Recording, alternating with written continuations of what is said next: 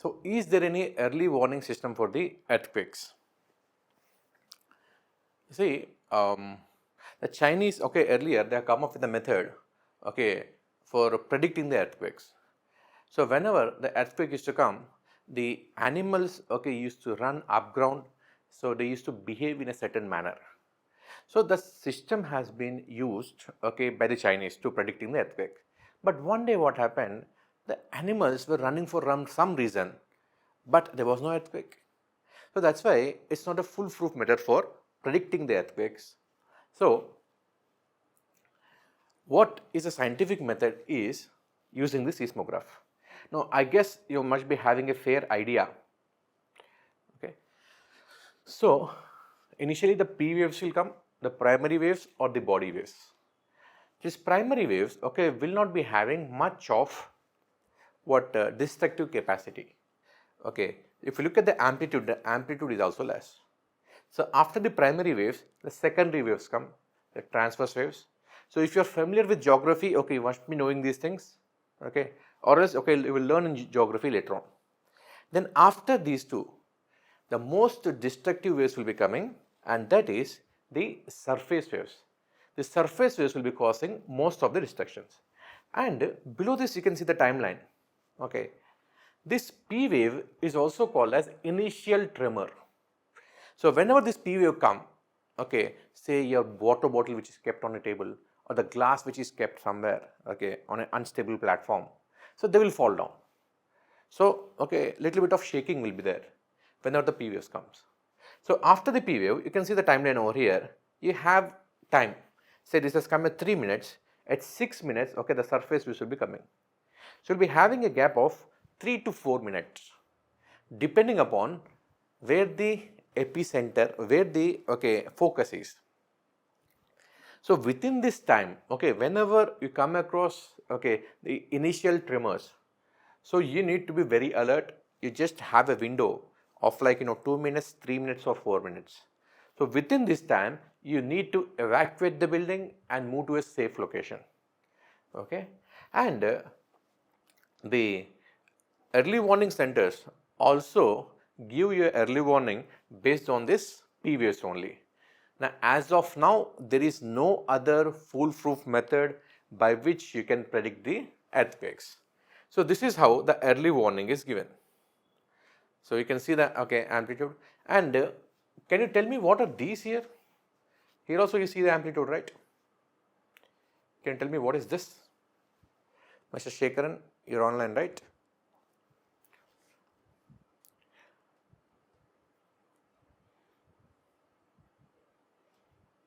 No idea?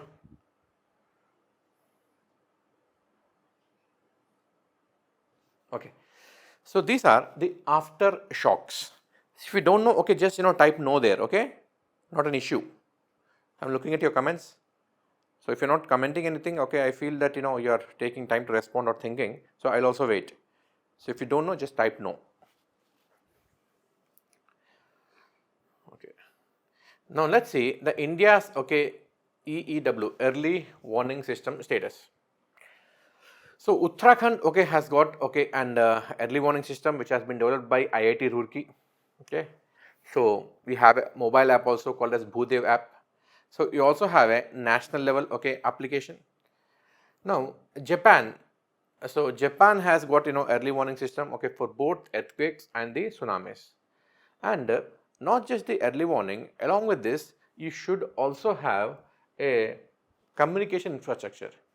Means the mobile alerts have to be sent to each and everyone who is living in that area. Now, according to the microzonation, if you have the phone numbers, you can also send them alerts. Means how much impact. Now, you can have a color coding here. So, like that we have for cyclones the color coding. Red means very severe, like that, something of that sort we can send. And there should be last mile connectivity, and nowadays we can also use cloud computing, AI, monitoring, because depending upon the small tremors which are felt, so depending upon the frequency of the small tremors, you can also predict a big tremor if you do the data analysis with the help of AI. So, that can also be predicted. Now, let us see what are the various institutional gaps here. So, this is the part of your NDMA. Okay. Anyways, later on we'll be studying this. Okay, what is this institutional structure and what all changes are required in this institutional structure, we'll study later. So I'm leaving it this as of now. So what do you have the national level? I will simply tell you. So at the national level, okay, you have NDMA, National Disaster Management Authority. So it is the bureaucratic head here, okay, and under this you'll be having National Executive Committee. So whenever an earthquake comes, a group of ministries will come. So the concerned ministers and then secretaries will be coming together, okay, in the National Executive Committee. But again, there has been recommendation that this should be removed and this should be replaced with NCMC, National Crisis Management Committee. In fact, we have two bodies over here. So there is no requirement of two bodies. It will unnecessarily lead to the duplication of the work. Next, NIDM. So NIDM is the brain, National Institute. So institute means, so here academics will be taken care of, means courses will be floated, they'll be preparing the students, they'll be preparing the future disaster management professionals. So what kind of disaster management has to be taught at the school level, okay, of that sort, okay. And below this you also have NDRF, that is National Disaster, okay, Response Force, means okay, the army person, not army, paramilitary personnel who come there. And similarly, you have a similar arrangement at the state level also. So later on, okay, we'll see all these things. So if at all, okay, they'll be asking a question with respect to the earthquakes, what is the institutional structure? You can talk about these kind of things. Later on, we'll be discussing this in detail.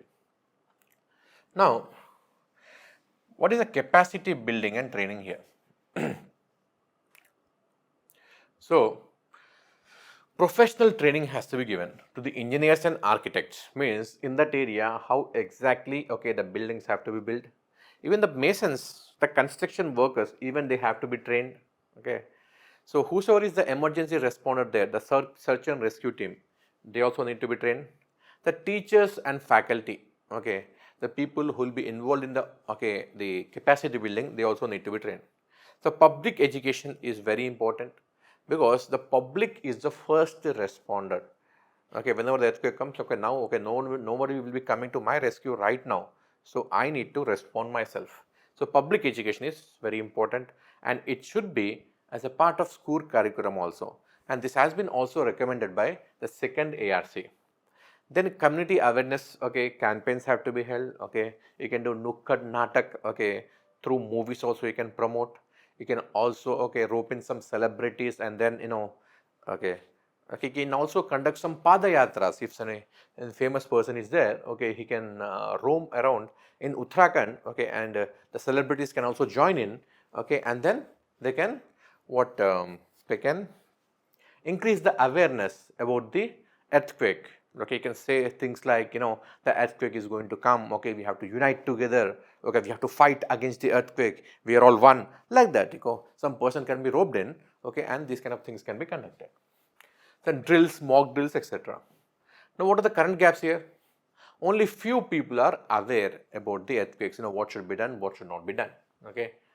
And 30% of the people, okay, in the high risk zone, okay, have the basic knowledge, rest of the people don't have.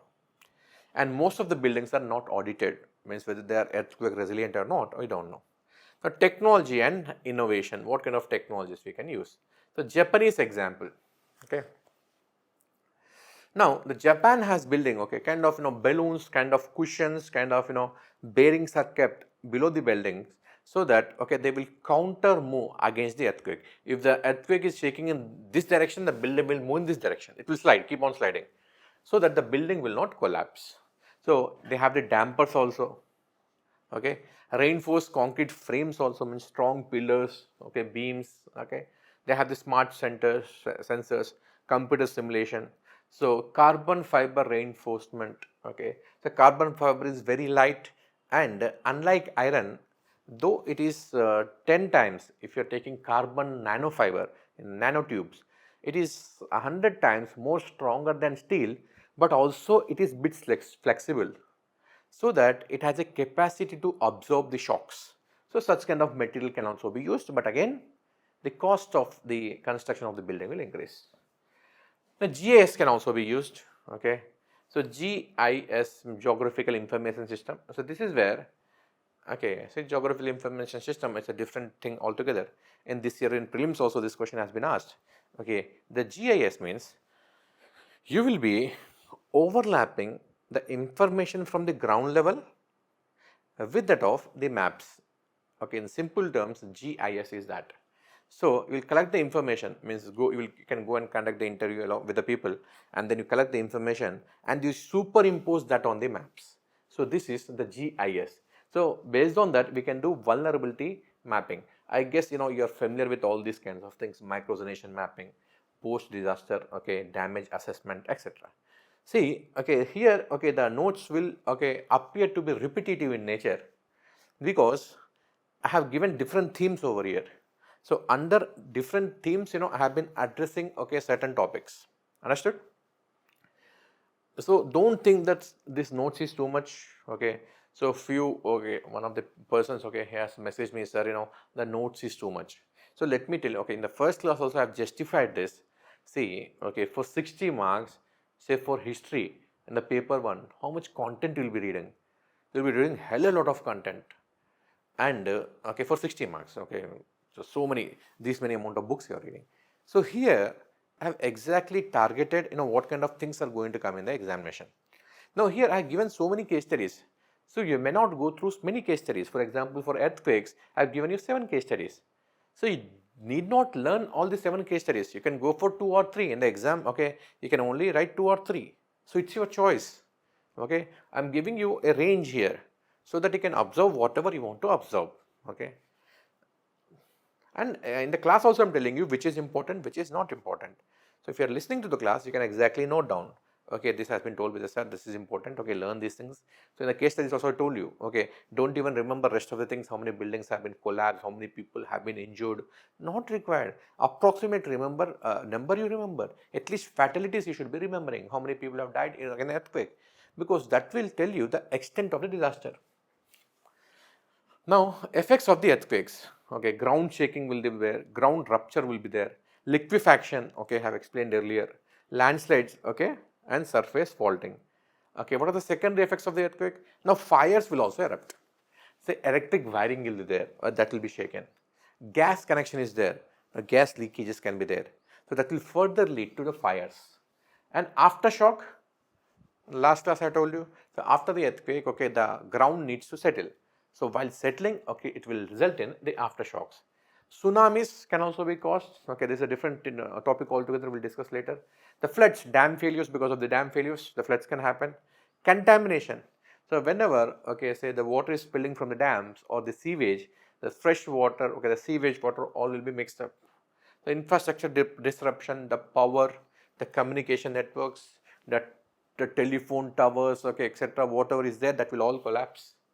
Okay, debris hazards, okay, falling objects, okay, shattering glasses, collapsing walls, etc. So long term, what will be effects? Of course, economic losses will be there, business will be disrupted, it will lead to unemployment, okay, the people will be displaced, okay, and also the people will have psychological trauma. For example, when you are losing your near and dear ones, you will have a lot of psychological trauma. For example, father and mother have died, and only the child is left. So the destitute child will obviously have a lot of trauma. Disease outbreaks. So whenever you have a disaster, say, okay, the sewage water is all over, the animals will also die in that. A lot of decomposition will take place, and this will become a breeding ground, okay, for a lot of diseases, okay, family separation, okay, environmental degradation, etc. Now, a statistical note, secondary effects cause approximately 25 to 40% of economic losses. Okay, this you have to remember. The primary is only this much. So later on, okay, the losses are too much. Now, India's preparedness, okay, what is pre and post? You can go through it. See, the pre is, okay, see, Disaster Management Act, one of the most important thing is earlier it is very reactive. Means after disaster strikes, then only you will go and react. Means a lot of focus is on the relief operations, rescue and relief operations. Later on, okay, nobody cares about the mitigation, early warning, etc. But after 2005, so you have become proactive. This is the most important thing which you have to remember. If you have to remember only one sentence, what is pre-DM Act and post-DM Act? Just remember one thing, it has become proactive from reactive.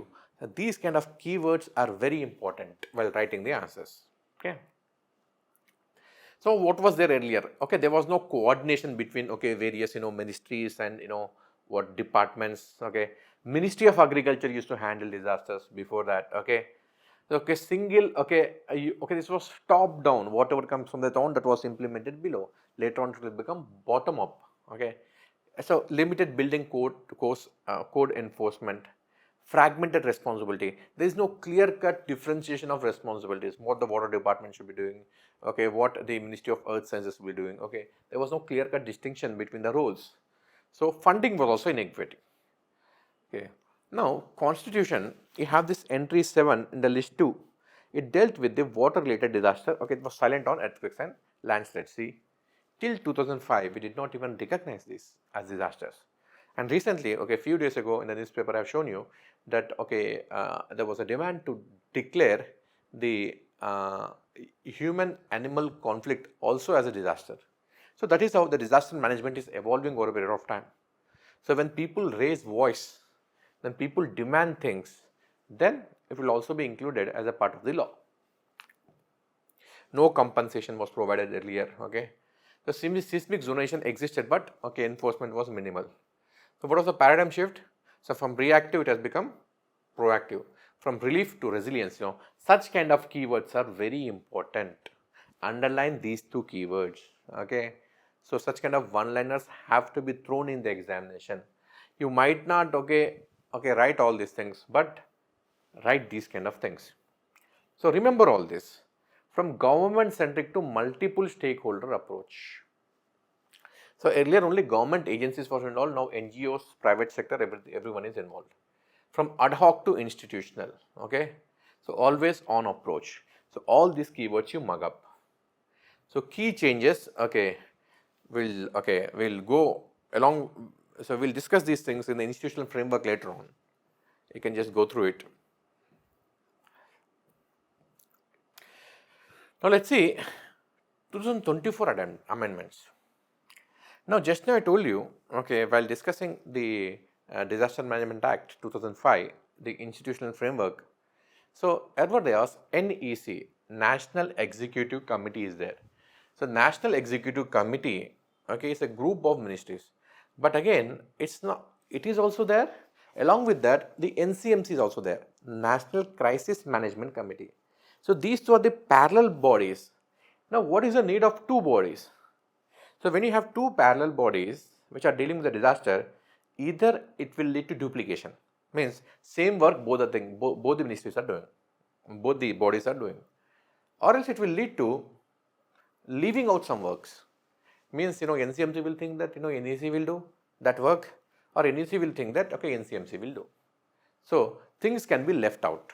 So, that's why the recommendation is, even this has been recommended by ARC, Administrative Reforms Commission.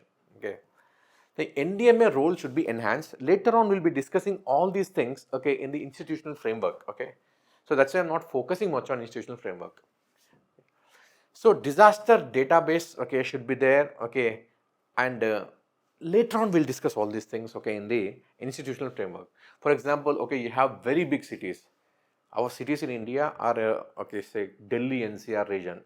You have around 3 to 3.5 crore population there. It is equal to some of the countries in the Europe, big countries in the Europe. So when our cities have population as good as some country, don't you think we should be having a disaster management body there? So that is so urban disaster management authorities. Now a shift in the relief standards. So removed minimum relief standards, reframed payouts as discretionary relief rather than justiciable rights. So last time also in the class we are discussing that it should not be the funds which are dispersed, it should not be based on the whims and fancies. Say for example, okay, I like that chief minister, therefore I'll be giving the funds. I don't like the chief minister, okay, I will not be dispersing the funds. It should not be based on the whims and fancies, so that's why it has to be made compulsory. Okay. So only severe calamities designated by center eligible for certain benefits. Again, this is a bit problematic here. Now, why the center should decide that this is severe or not severe? Again, it is giving a lot of discretion to the center. In fact, last time also we have discussed that the disaster management should be completely left to the local level. Forget national level, state level, give it to the local level. Now, Sendai framework. So, Sendai framework, okay, India has recognized it, and so signatory India has signed the Sendai framework, and based on that, India also drafted National Disaster Management Plan. Now, what are the various things with respect to the Sendai framework and the earthquakes? So, understanding disaster risk is important. Centering risk governance, investing in disaster resilience. See, one line, okay, if I want to tell you, okay, what is, okay, the very important thing in the Sendai framework. If you can't mug up all these things, I am telling you the shortcuts also. So, you have the disaster management cycle. So, you have during the disaster, post disaster, and pre-disaster. So, this is where building resilience, early warning, mitigation, etc. all these things will come. So, you have to focus more and more on this. Okay. Here in the post, rescue, relief, rehabilitation, resettlements, so those kind of things will come. So, if you are investing more and more here, less and less money you have to spend there. So, this is all about the Sendai framework. If you can't exactly mug up these things, remember the theme here, and whatever theme I am telling you, please write in your notes, because in this simplified manner you will not get anywhere. See, my aim is always read less, score more. Okay. So, this is my principle. Okay. Now, what are the 7 global targets here? Okay. So, reducing mortality, reducing number of affected people, economic losses have to be reduced. Okay. Critical infrastructure damage has to be reduced. Okay. Okay. And collaboration, all these things. Okay. Again, you don't have to mug up all these things, not required, because they will not be asking what are the specifics of the Sendai with respect to earthquakes, they will not ask. Okay. So, whatever I say, please keep noting down, so that you do not have to read a lot of things. So, as a part of the notes, I will be giving these, okay, because just in case, say in worst case scenario, if those things comes, what will you do? Okay. So, that is why I give. Now, India's initiatives have been aligned with the Sendai, and India has spearheaded, means see, for example, WHO is there, World Health Organization. So, earlier, okay, it used to be headed by, not exactly headed, but lot of funding was given by USA. For example, WTO, World Trade Organization. So, at the international level, you have certain bodies. So, some bodies are dominated by the West. In fact, many bodies are dominated by the West.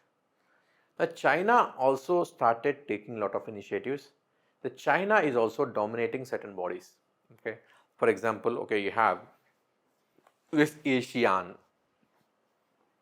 Now, China is dominating in that. Shanghai Cooperation Organization, SCO, is there. So, China's domination is too much in that. And China, okay, is also coming up with, okay, RCEP. Okay, we can say, which is, okay, counter to TPP, Trans-Pacific Partnership. So, China is also dominating the world with the help of some international organization. So, China has floated certain international organizations. the West, okay, since from very long time, since from 70-80 years, after the World War II, they started dominating, okay, the world through certain organizations.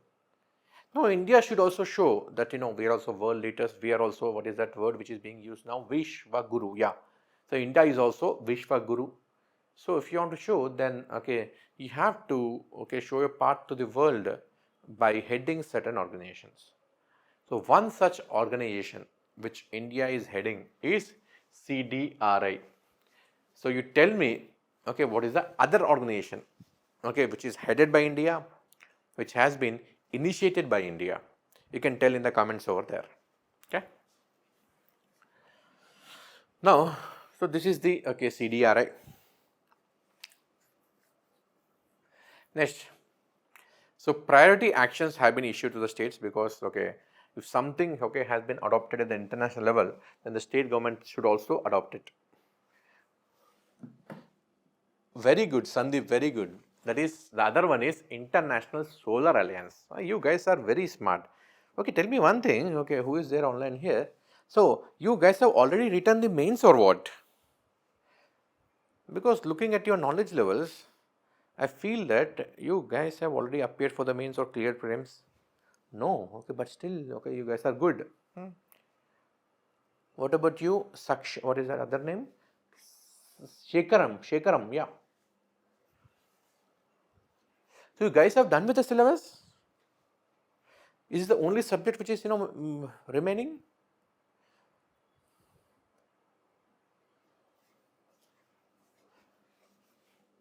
That's not done, but still, okay.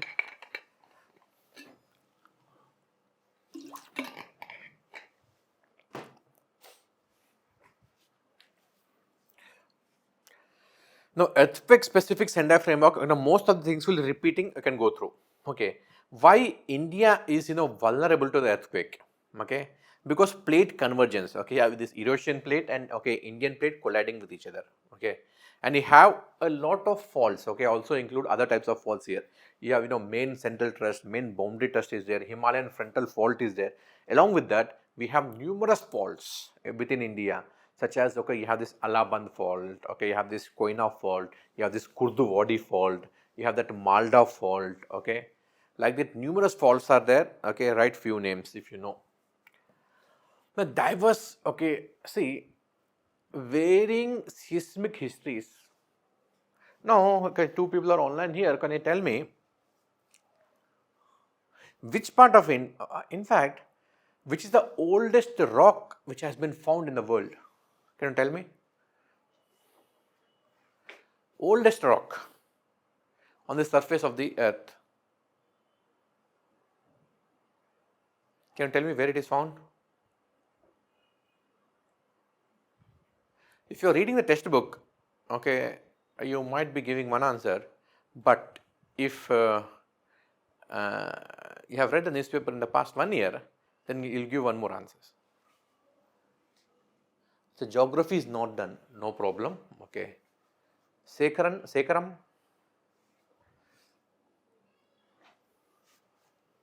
any idea? See, it is the Singhbhum Plateau, which is the oldest, which has been formed around 3.5 billion years ago. Means the earth has been formed around 4.6 billion years ago. Means your Chota Nagpur Plateau is very old. Now, the India is made up of, okay, the Indian subcontinent is made up of numerous such rocks which have varying geological history.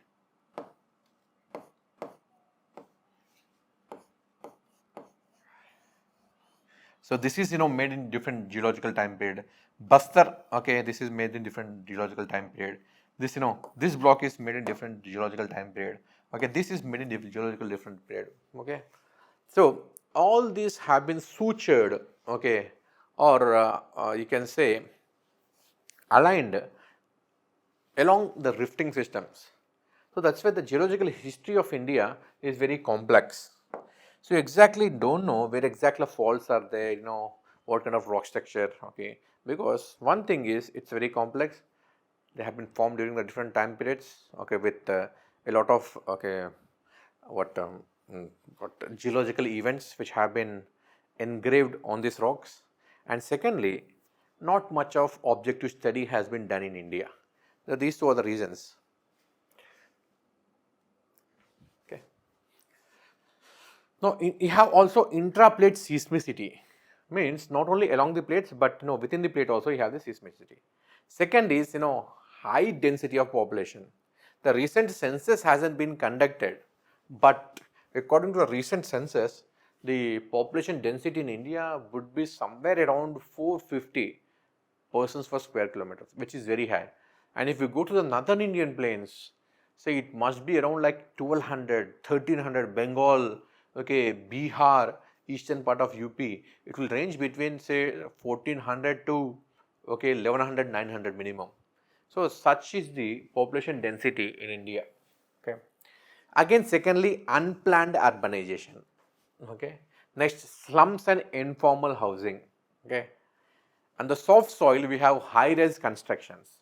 In the northern Indian plains, what is the need to build the camellias and all? Okay, high-story building. The soil is very soft below you. So any kind of shake happens, okay, your building will collapse. And evacuation challenges. See, our houses are densely packed. When you want to do evacuation, at least there should be a space between the house and a house for the fire brigade to move in between. We don't have such spaces and all.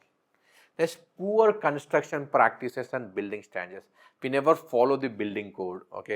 80% of buildings in Delhi don't even follow certain standards. Informal construction. Substandard materials are used. Retrofitting. If the buildings have become old, we don't bother to retrofit it. Weak enforcement. In fact, every monsoon you will come across cases like the building has collapsed because of the excessive rain. Now leave earthquake. So when there is excessive rain, then only the building will collapse, right? And weak enforcement. So even if you are building a building which is not of standards, there is no action which is taken against you. Next, socio-economic vulnerabilities. If you are poor, your resilience will be low, your preparedness will be low. And we have a lot of vulnerable population. Women are very vulnerable. They are restricted in terms of movement. You have children also, elderly people also, people of disabilities. Don't forget all these things. This is very important. Vulnerable population. People often ignore this. And why you should be stressing on such kind of things?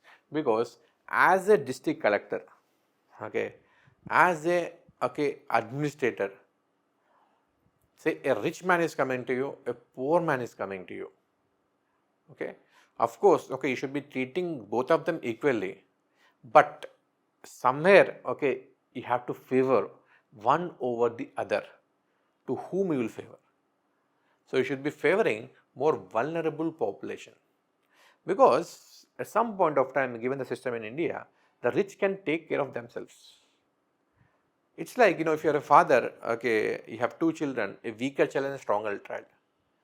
Of course, the father will be showing more affection, or more support to the weaker child, because even the father knows that the stronger child, can take care of himself or herself. So, as a district administrator, or as a civil servant, you should have this, empathy, sympathy, all these things which you will be learning in the ethics part. So, for example, Adana is coming and asking you for a land, and poor people, so slum dwellers, they are coming and asking you for a land. You can also go for a win-win situation. We can say that Adani, you do one thing. I'm giving you 100 acre of land. 50 acres you take, and in other 50 acres you can build a housing for the poor. So you can also go for win-win situations.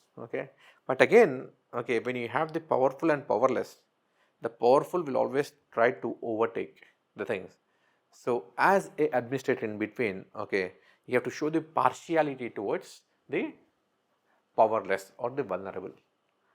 So that shows your attitude towards the civil services. That's why you should never forget such people while writing the answers. Especially in ethics, this will play a very important role. It shows whether you are empathetic or sympathetic. So agricultural dependence, obviously, if you are dependent upon agriculture, you are obviously poor. Okay. So limited insurance penetration, gender disparities, etc. So women have a lot of socio-cultural mobility constraints. Okay, because the woman will be wearing a sari. Again, even at the time of rescue, okay, our cultural norms are like that. Okay, they won't be allowed to touch or get rescued. Okay, man, saman, something, okay, of that sort will come on the way. Huh? And the kind of dressing the women have, the sari, etc., it gets stuck somewhere, and the woman will be stuck there. Okay, and without leaving the sari, they cannot come out. Okay, because of the cultural norms. So they have, a man can come out, okay, naked, and nobody will bother. If a woman comes out, okay, naked out of the flood or something, so they cannot. So because of all these things, so they become more vulnerable. Like inadequate awareness and preparedness. So public awareness is less. Okay, risk perception deficit. People don't even know that they are living in the vulnerable region. Drills doesn't happen. Limited emergency skill. Poor evacuation. I guess you can go through all these things. So critical infrastructure is very important. See, whenever an earthquake strikes an area, any disaster strikes, the people should be moved to the hospitals or the school building or the panchayati building or municipal building. But again, the condition of these buildings is so poor. In fact, whenever there's earthquake, often it's the hospital, okay, which collapses first. It's the municipal building which collapses first. So that's why critical infrastructure should be built with a very good quality. Okay. So systems often fail. Communication systems also fail. Okay. Early warning also inadequate. Resource constraint is there. Maintenance gaps. There's governance, coordination issues, interagency communication, center-state coordination, weak local governance. So although we have come up with this 73rd and 74th Constitutional Amendment Act, so enough funds are not being dispersed. In fact, nowadays the government is more moving towards the over centralization. They forget about empowering the local bodies. Okay. So limited integration, okay, disaster risk resilience, okay, it is not integrated as a part of development. We never think of that. Nowadays the country is moving in altogether different direction. Nobody will care about all these things. Next, geographical fragility. So Himalayas are there. Climate change impact will also, okay, make it even worse. Soil characteristics, okay, most of the soils are built on soft soil. Okay, multi-hazard exporter, right. Now after the earthquake, you can also have landslides, floods, avalanches, etc. Now, how the households can prepare, okay. So anchoring these things we have discussed already. Anchoring the furniture, okay. So there has to be safety valve for the gas. Store heavy objects in the lower shelves. Okay, these are very basic things, common things. Okay, hang pictures and mirrors, okay, away from the bed or seating area. So you are sitting on the sofa, beside that you have a big frame and there is an earthquake. The frame will fall and you will die, right. Emergency supplies, they have to be maintained. Okay, this has to be done at the individual level. Okay, emergency plans, they should know, okay, which part of the building is safe, how they can escape, etc. Building safety also, okay, at the individual level you can take care of it. At community level, so at the time of the disaster, okay, the people should come together, they should cooperate with each other, and for this the drills has to be constructed. And in that area, say you have a gully, you have a ward, okay, you should know which are the more vulnerable areas, okay, where the more flooding can happen. This basic awareness you should be having. Then establishing communication protocols, create a resource inventory, means for a community level you should be having medical supplies, equipment, skilled personnel, etc. Okay, so you should be having vulnerability maps such as Bhudev in Uttarakhand, and attend training programs. Okay, so learn, okay, first aid, okay, such as CPR and all, understanding basic codes, stay informed. Okay, you can go through all these things. So I guess these are all very trivial, and again I am telling you, these kind of things will not be asked in the examination.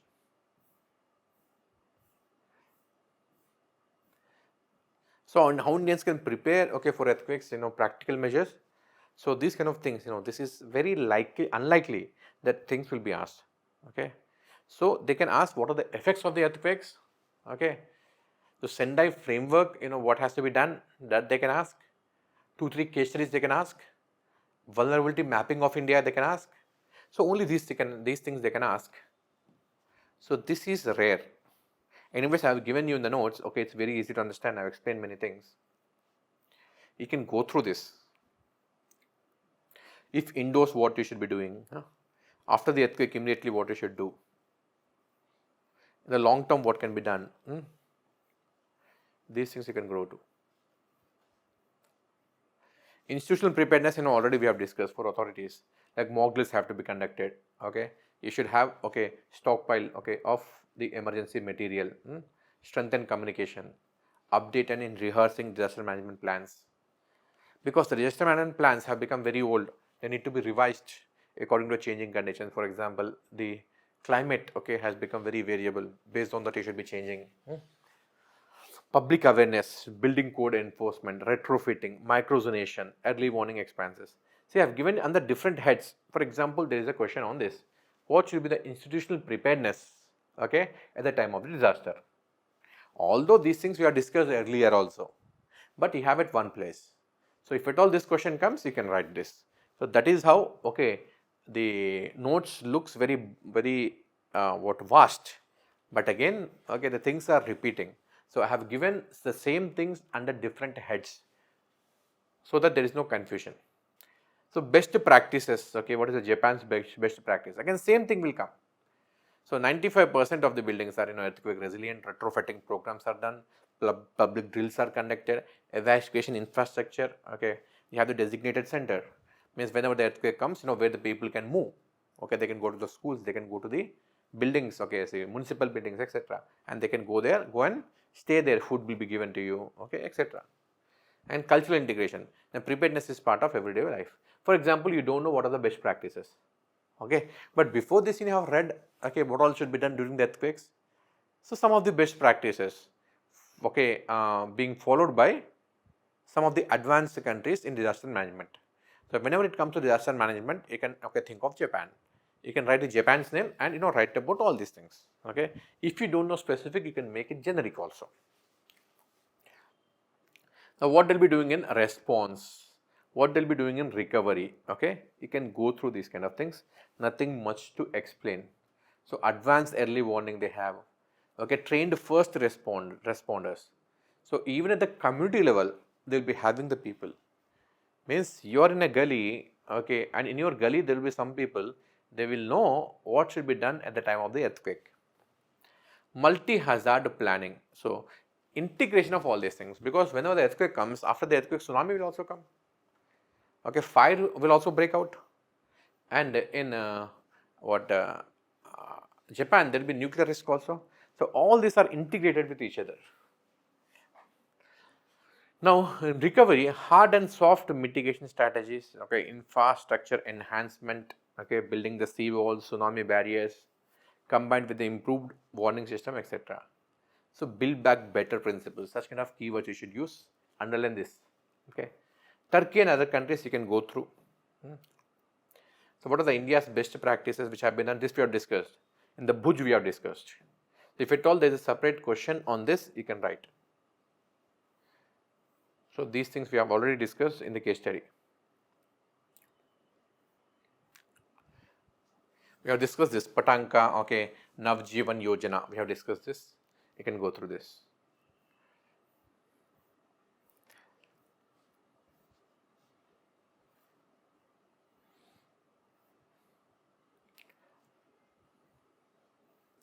This also we have discussed earlier. Mumbai's, so Maharashtra's Chetna initiative also we have discussed in the Mumbai floods.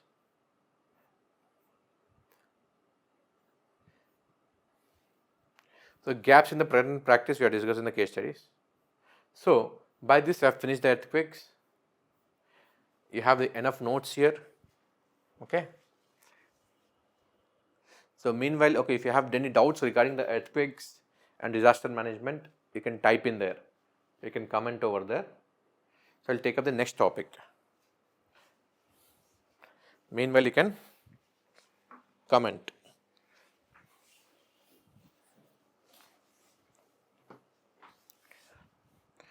So, any doubts in this? So, if you are reading these notes, I guess, okay, you'll be able to answer any question.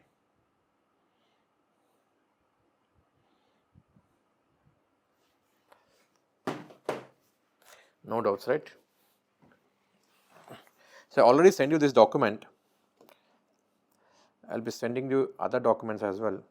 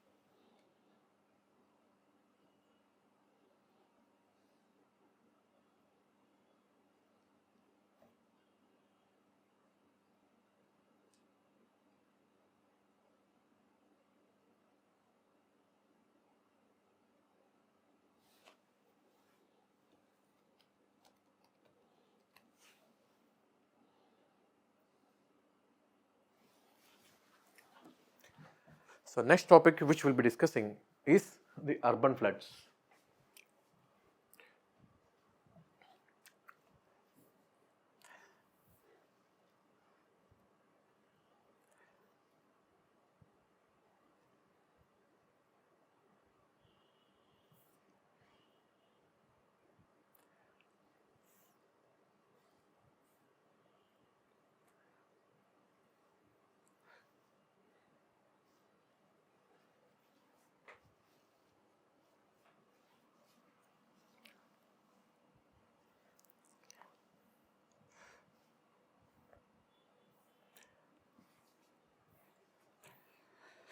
So, let us see the definition of the urban floods here.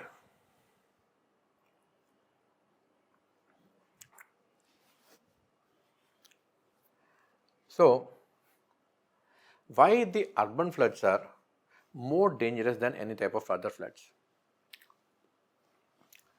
See, the urban areas, okay, will be having impermeable surfaces. There will be concrete everywhere, right? So, say I am pouring a bucket of water, okay, in the soil somewhere, and I am pouring a bucket of water in the room where you are sitting. So, which one will be flooded? Your room will be flooded because your room is made up of impermeable surface. Similarly, in the urban areas, you have excess of concretization, pavementization, and because of that, even little bit of excessive rainfall will cause flooding. Whereas if the same rainfall occurs somewhere in the nearby rural areas, it will not cause flooding because the surface is not, okay, the surface is permeable, means whatever water will be pouring there, that will go down. So this is why the urban floods, okay, are more dangerous with the same amount of the rainfall. Okay. So it is different from the riverine floods. Okay, then urban floods will be developing within hours.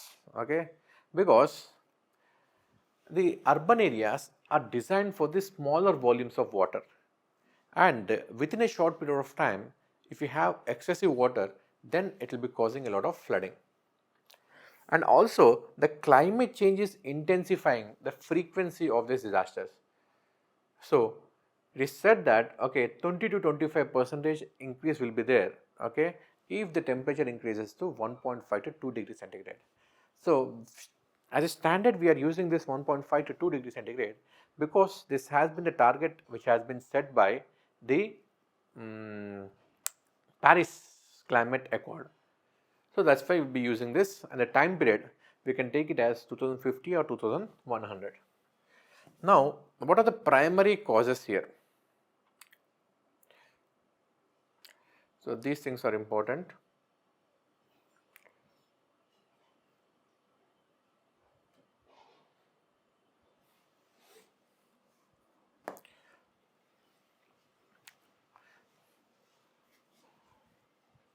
Say, atmospheric warming effects. See, the oceans are getting warmed. When the oceans get warmed, the moisture will increase, moisture availability will be more. So this is India. So this is all the ocean.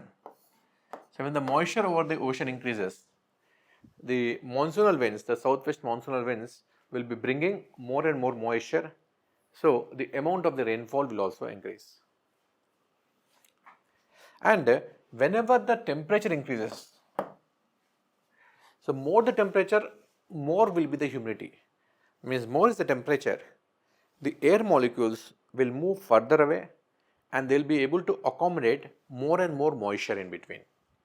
So the moisture holding capacity of the air increases with the increase in the temperature. So since the global warming is happening, in the air you will be having more moisture, and this moisture, if it undergoes condensation, cloud formation, you will be getting more rainfall. So this is one atmospheric warming effect. So next, rainfall intensity changes. A study from IIT Gandhinagar, it is saying that the 3 hourly peaks, this is very important, this keyword you have to use. So 3 hourly rainfall peaks. For example, say if a city is getting say 40 centimeter of rainfall for 24 hours.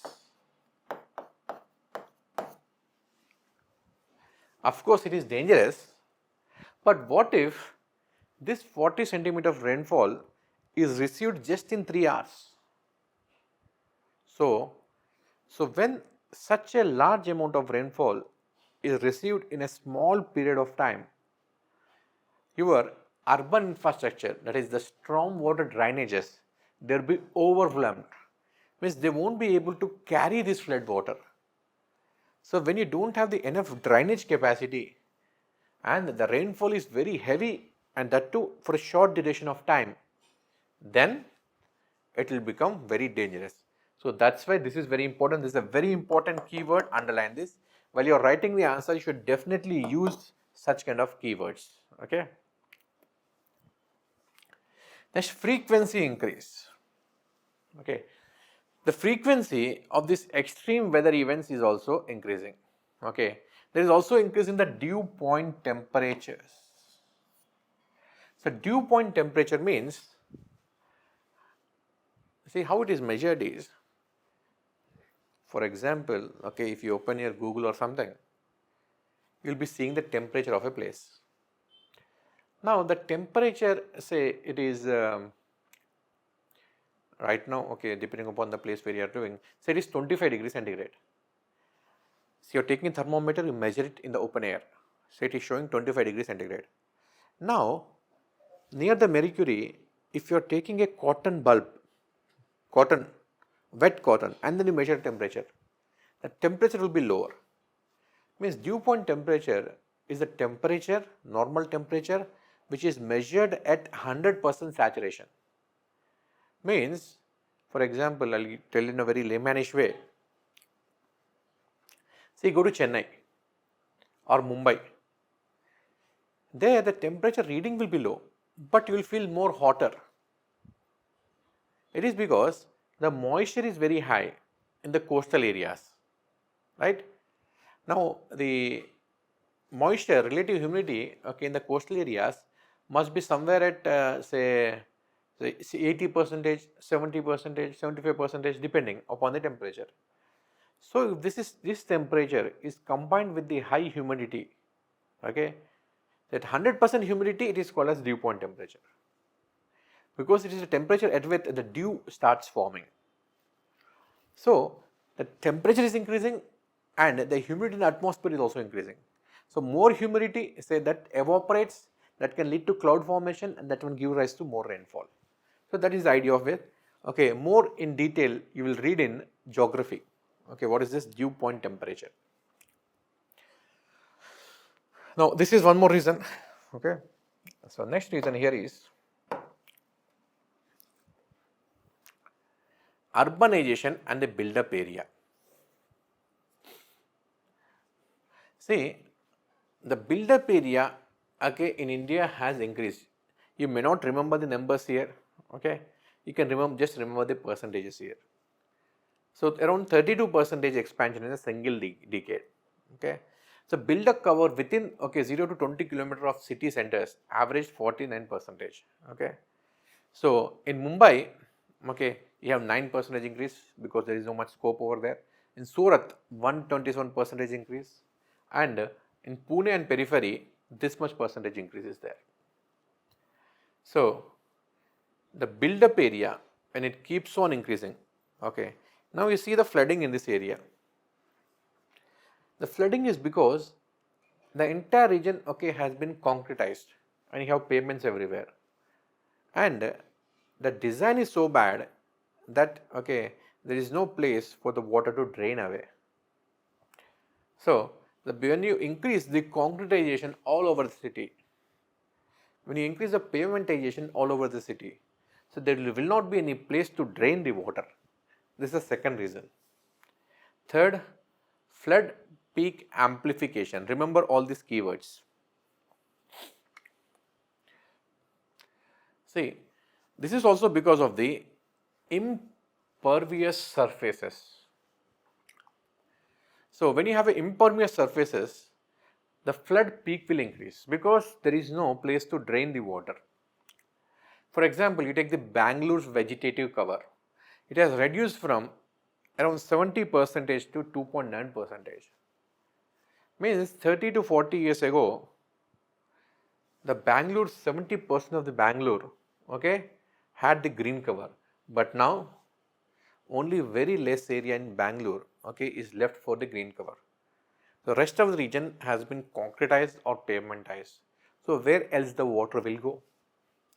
Next, urban heat island effect. Now, the city region will be having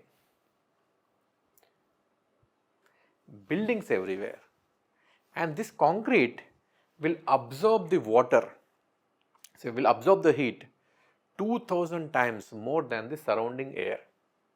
So, when the buildings are excessively heated up, and along with the buildings you also have the ACs, air conditioners running, which will also dissipate a lot of heat. You have the vehicles everywhere, they will also dissipate the heat. So, the urban area, the temperature in the urban area will be 5 to 7 degrees centigrade more than the neighboring rural areas.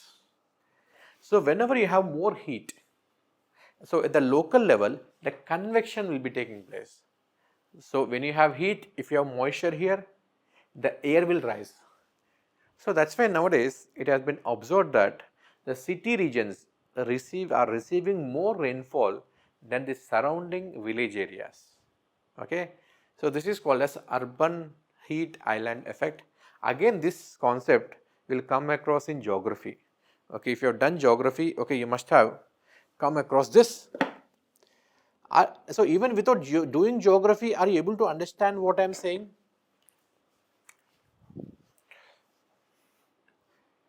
You understood this concept of urban heat island effect?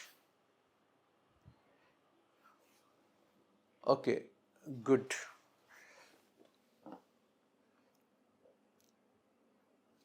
Okay, great. In very simple terms, see, the concrete gets heated more heat, more evaporation, more cloud formation, more rainfall, as simple as that.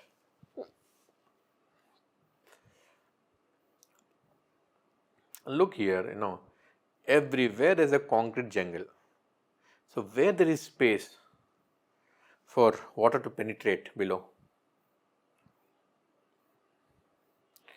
So, water body encroachment and loss, right.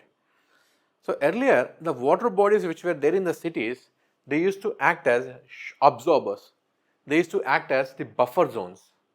But now, so because of the build-up area nearby, firstly the siltation will increase in the lake, the pollutants will increase in the lake.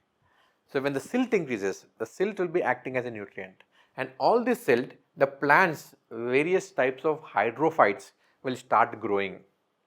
So, when they grow and when these plants die, it will be adding a lot of murk. Okay. So, it will eventually convert it into mud.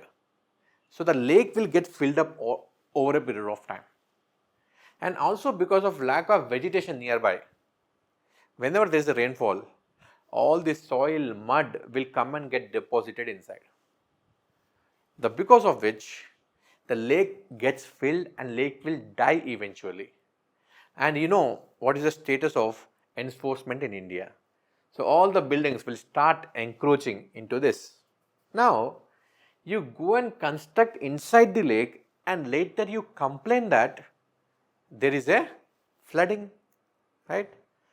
See, without this encroachment, this lake, if the desiltation of the lake would have been done, it would have absorbed this excess water, it would have acted as a buffer, absorbing this flood water.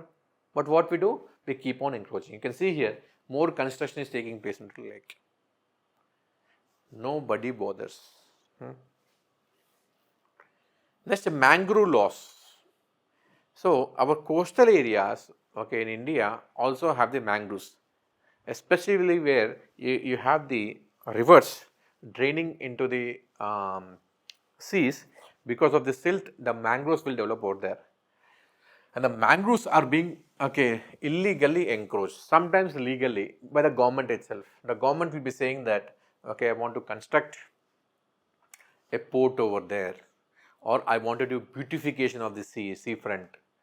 So in these efforts, all the mangrove areas will also gone because they would have acted as natural buffers. So this is the mangrove area in Delhi. This is a mangrove area in Mumbai. You see how much encroachment is taking place. This looks like some government facility itself. So people are encroaching into the mangrove region. So otherwise it would have acted as a buffer. You can see the drain over here. So this is the natural drainage. The water would have gone into the city. So when you do encroachment, when you do construction inside, obviously it won't be able to absorb the water and nearby areas will also be flooded. Now lake and pond conversion, I'll give you a very good example here. See, so this is Delhi.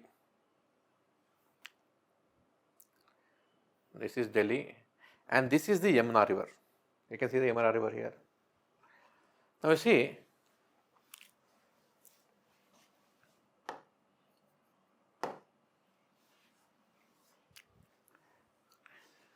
so this should be the riverine floodplain.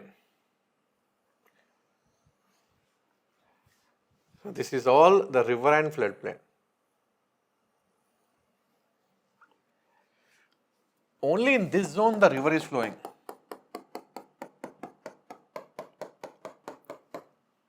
In this picture.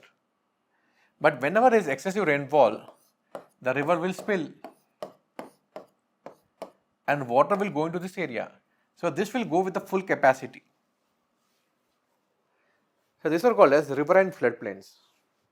Now you see, in the riverine floodplains, inside the river, you have the temple constructed. This is the Akshardham temple in Delhi. And this is the Delhi metro station, Yamuna Bank metro station. You are constructing temples, metro stations, the Commonwealth village, Samshan Ghats, etc. You are going and constructing inside the floodplains. Now, the river will be losing its buffering capacity. And then it won't be able to absorb. You are blocking the drainage. Obviously, when you block this drainage, what will happen further? The water will be spilling in the nearby areas. The water will spill here. And the city will be flooded. This is what happens. Now you tell me what should be done here. What kind of land use you should have? What should be the land use in the flood prone area and how you will protect it? Can you tell me? You can come up with an idea here. What should be done?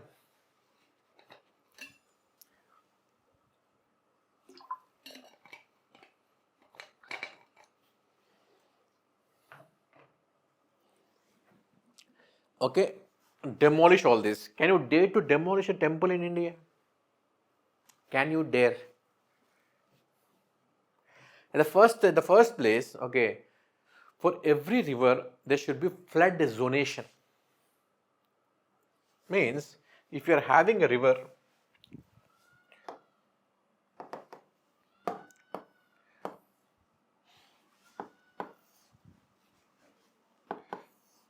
say this is the river. So on the either side of the river, say 500 meters, 200 meters, whatever, 200 meters, whatever. So this area should be, actually we have all the rules are there. This is called as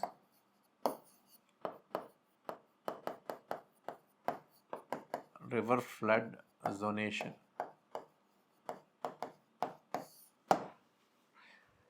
So this land which is near the river or the riverine floodplains should not be used for any purpose except for forestry. Forestry can be used here because only when you have the trees will be, for example, you are planting trees here, planting trees. So the trees will act as a natural barrier and they will not allow any silt to be deposited in the river. If the mitti is coming, the soil is coming and filling the river, reducing the river capacity, these trees will stop, they will act as a buffer. And the trees will also do transpiration, right? So it will also reduce the amount of the water whenever there is flooding because of the transpiration. Now, who should be maintaining this forest? Directly the forest department can maintain, but again, if something is a public property, you know what happens in India. Public property means the people think that they have a license to abuse it. And what should be done? Now, this can be given to the local people here. So, this forest can be given to the local people here. And the local people can be given the ownership rights. Means, say a lease, okay, of say 50 years can be given to the local people. Now, they can harvest this forest, say after 10 years or 15 years, but again the trees should be planted back. Or else, okay, in this forest, okay, they can have some cows or they can have some goats, they can do some economic activity. Or under the trees, they can go for the type of agriculture which are sunlight tolerant, say mushroom farming, etc. Such kind of things can be done here. So ownership rights can be given to the local people. Now, if you have these local people and their livelihood is dependent upon this, will they allow any kind of pollution? For example, you have an industry here, industry I is there. So industry will be saying that I will be releasing my pollutants into the river. I will be throwing, okay, this, harmful chemicals into the river. Do you think the people here, will they allow to pollute the river? Will they?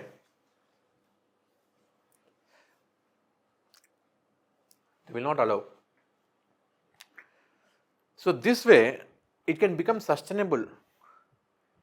You don't have to put, okay, the babus over here for monitoring. That's why people's participation is very important. Say all along the river Ganga, all along the river Yamuna, you do flood boards, flood zonation and give it to the local people and tie their livelihood with the ecological value, okay, of this region. Done. Okay, you don't have to spend, okay, till now on okay, this Ganga cleaning, around 40,000 crore has been spent in the past 10 years. But again, no results, right? If this basic thing is done, because Ganga river itself is clean, you should not pollute it. And there should be someone who should stop the pollution. So that's why involve the local people. Understood? So you should always go with such kind of citizen centric, participative, environmentally friendly. So you should go with such kind of approaches. Understood? Again, I am telling you, nobody else will be teaching you with such kind of an approach, because my hardcore subjects are environment, geography, disaster management. I have read a lot of things here. And also, nowadays the people are scared to give opinion. They always want to give a politically correct opinion. So even because in other subjects, you cannot write such kind of things, and they won't be having such kind of mentality, because for example, economy, people are there. They will always, even the people who belong to polity or governance also, they will think more from the the babu's perspective, than from the environment perspective. And especially when you are writing the answers in the environment, geography, you should always give an answer which is environmentally sound and friendly. If you guys don't care, if the answers in geography do not reflect the attitude towards environmental protection, who else will? If the same question is given in the economics paper, or economic point of view, if you want to write, you can write the answer of your choice, which I will not comment. But again, when you are writing the answers in these subjects, it should be very protective towards the environment. Understood? Please keep this thing in mind. These kind of things nobody will tell you. Nobody. You must have heard so many classes. Did anyone tell you such kind of things? How should be the approach? Nobody will believe, because I don't know. People fail to think in the long term. They'll always think of the short term benefits. You should always think in a long run.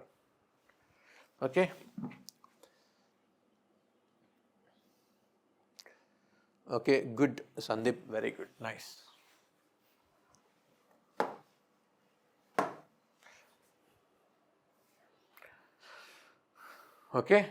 So drainage infrastructure inadequacy. See, the drainages which are there in the city, this is how the stormwater drainage should look like, right? This here, you guys know what it is? You have idea? So this is how they should be. So this is how the stormwater drainages are in India. Now you have the houses around the stormwater drainages. In fact, it looks like a sewage. Let me tell you, every city should be having a separate sewage channel and separate stormwater drainage channel. But most often in most of the cities, both are same. The sewage and the stormwater drainage, means the flood water should be going in a different channel and the sewage should be going in a different channel. But in most of the cities, you won't be able to find out the difference. The stormwater drainages often become sewages and be blocking this entire area. You have built one for namesake, but if you are blocking, so whenever there is excess water, how it will go? It should be like this. It should be underground. Whenever there is excessive rainfall, it should be drained. Now, if a rainfall of say 40 centimeter is taking place over a period of time, say entire day, so this stormwater drainage will have the capacity to absorb. But what if this 40 centimeter of rainfall happens within 3 hours? Do you think it will have a capacity? Here I am talking about ideal condition. What about this? The water will not, it is designed that in such a way that the water should never go inside this. And the people will be throwing all kinds of trash inside.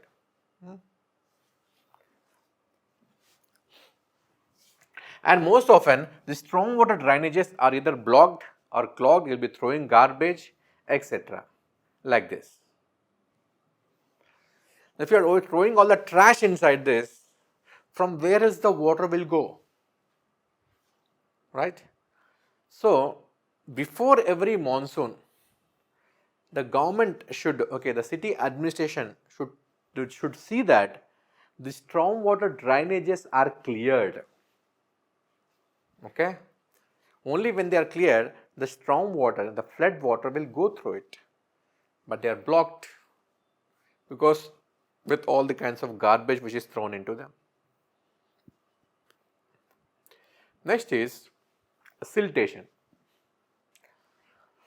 Now, the wherever, okay, say this is Yamuna river in Delhi. You see the amount of the silt which is coming.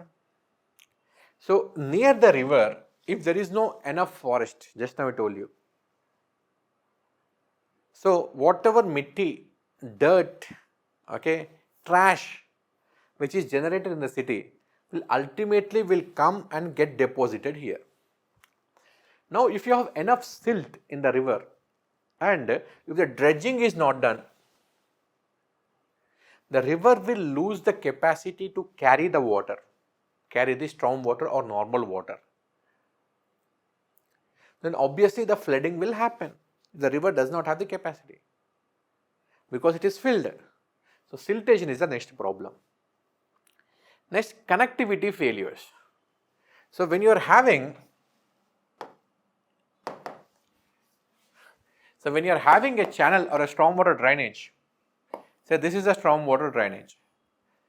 The stormwater drainage should also have the feeder channels. Say this is the entire city area. So, from the city, the feeder channels should be able to pour the water into the river channel. But what happens? These feeder channels are not often connected properly to the river or the drainage, or construction will be taking place here. So, because of the construction done here and the feeder channels are not connecting the river properly, it will lead to flooding. So, these are all human made. Next, urban planning developmental failures. Now, the planning is done in such a way that the construction is done in such a way that it is designed to flood the city region. For example, you see this. So, you see the design of these bridges across Delhi. This is still a very good design, but you have enough bridges across Delhi, across Yamuna. The design has become very old. So, instead of allowing the flow of the water, they often block the water. So, it will lead to flooding. Next, unplanned urbanization. So, this is again with respect to Delhi only. Just now we have seen the CW village, the government facility itself, Yamuna Bank metro station, you have a bottleneck over here, okay, Rajghat, okay, Indira Gandhi Stadium, everything is built in the floodplains of Yamuna river. So, if the buffering capacity, because people, I don't know, okay, I will tell you one thing,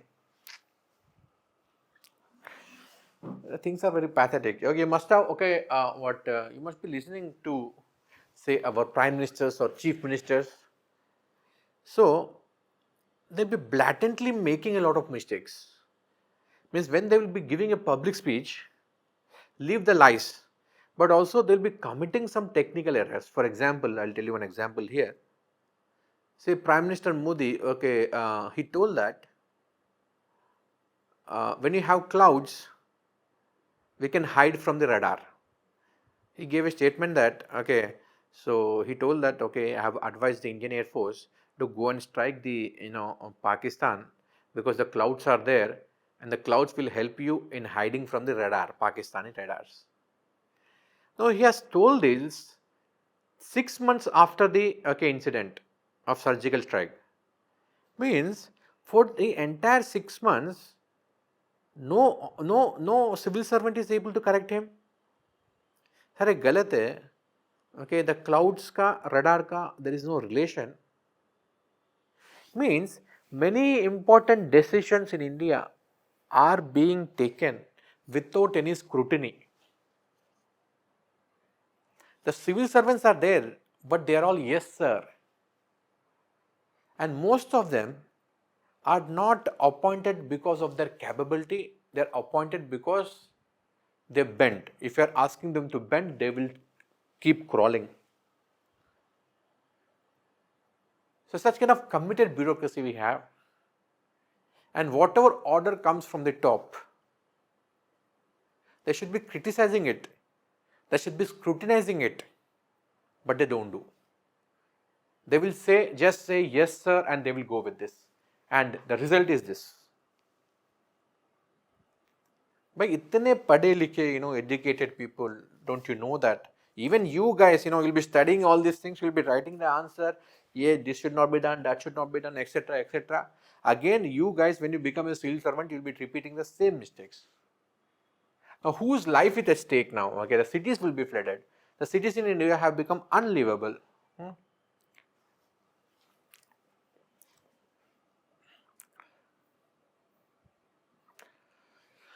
So you have, inadequate, land use regulation is there, weak enforcement, and vulnerable population. The poor will be living at the margins of the ecosystem. So most of the poor people, okay, they'll keep living here. Okay, you can see the high density areas. So whenever the flood comes, okay, they'll become highly vulnerable towards the floods. You see the poor localities. So this is the Yamuna floodplain area, okay, in Delhi. This is the national capital of India. Now, the people should not have been allowed in this place. But again, they will go and settle. That also becomes a vote bank further. Like gender dimensions are there again. The women become more vulnerable because the woman, okay, has to carry. So this is a famous photograph, okay, which during the Odisha floods. The woman has the responsibility. Her mobility becomes very limited. The woman is responsible for food and water at home. A man can easily run away, okay, from the responsibilities, but woman, okay, has to carry the children also. And because of the cultural norms, because of the dressing and all, okay, see, now also she is wearing a ghungat and then she is carrying the child. So they have to bear all this burden. That's why the women, children, they become very vulnerable. You see, at the time of any disaster, the number of fatalities among the women is high. Right? Same disaster. The sex ratio is, same. The 50% male, 50% female is there. But female and children, okay, will die more as compared to the male. So this is how our system is designed. It's also partially because of the cultural norms and inherent quality of a mother to take more responsibilities. Now let's see some of the case studies here. Okay. So Mumbai floods, 2005. This has been the watershed event, very important.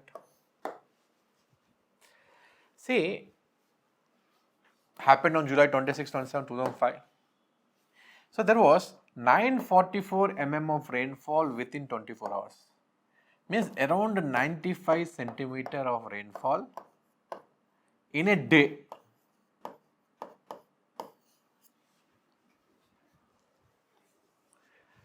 Now, if I have to put this in the perspective, see, for example, Hyderabad is there. It gets around 70 centimeter of rainfall annually.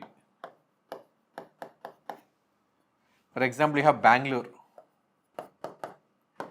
95 centimeter of rainfall, 90 to 95 centimeter of rainfall annually. Means whatever rainfall these regions get throughout the year, the Mumbai city has received the rainfall within a single day.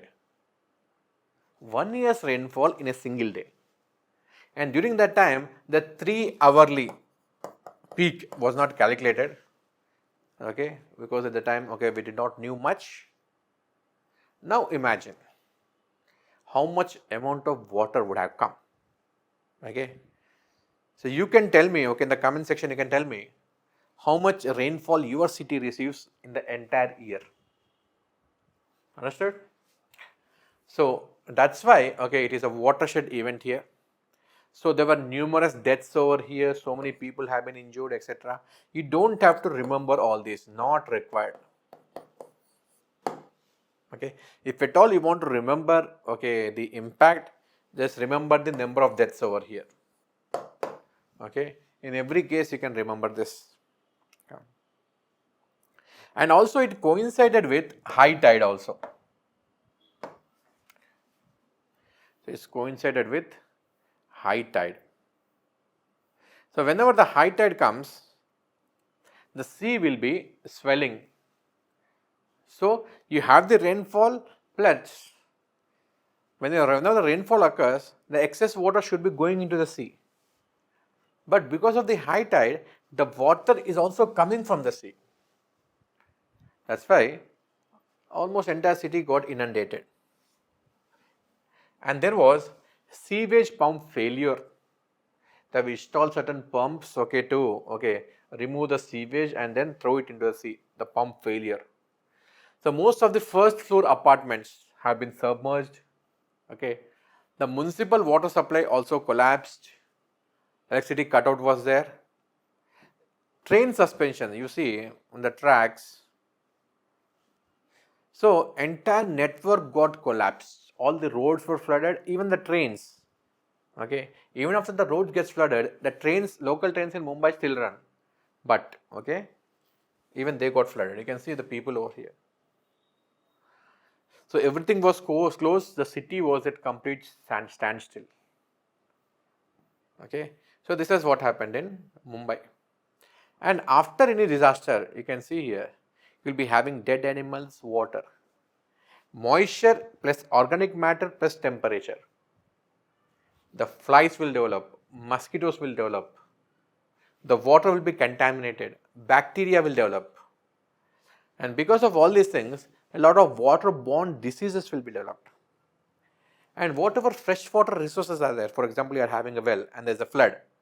So from the flood, okay, the water will come into the well. Your freshwater resources will be contaminated. Your water supply systems will be broken. Some places, the sewage water will be mixed up with the fresh water.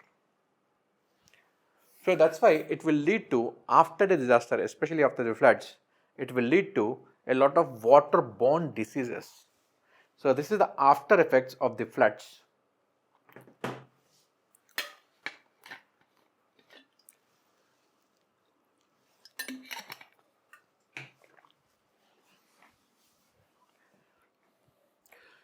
Now root causes, again the root causes will be the same, drainage inadequacy. So there is an outdated infrastructure.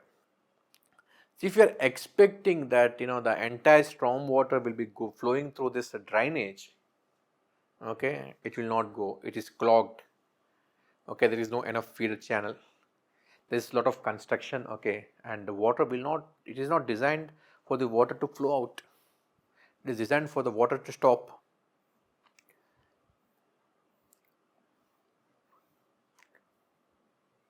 Okay, the floodplain encroachment. So this, you have this Bandra Kurla complex and there is a Methi river over here. So this is the Methi Bai river. Okay, the river is highly polluted. There is encroachment into the river. The river is blocked because of the trash. And inside this you have constructed Bandra Kurla complex. And this is the, what should I say? The financial heart of Delhi. This is that, Nita Bai, what is that? That Mukesh Ambani's wife, that cultural center, which has been opened recently. A lot of, foreign celebs have come and presented there, right? And this is that. And you have, most of the important banks over here. You have all sorts of MNCs here. And it has been constructed in the floodplains of the Methi Bai river. The government itself, has given such kind of permissions here. Next, mangrove loss is there.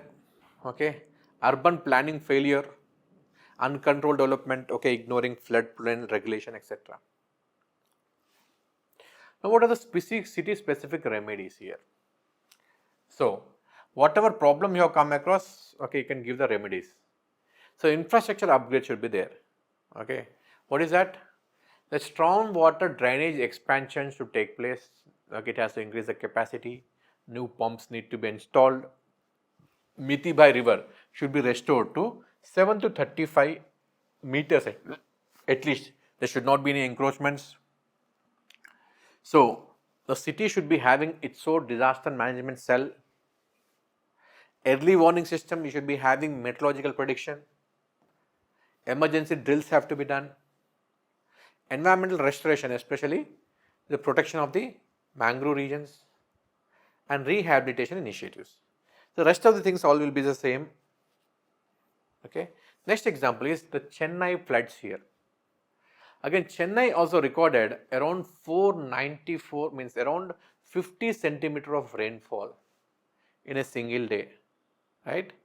The amount of the rainfall it is supposed to get for the entire year, it got within a day.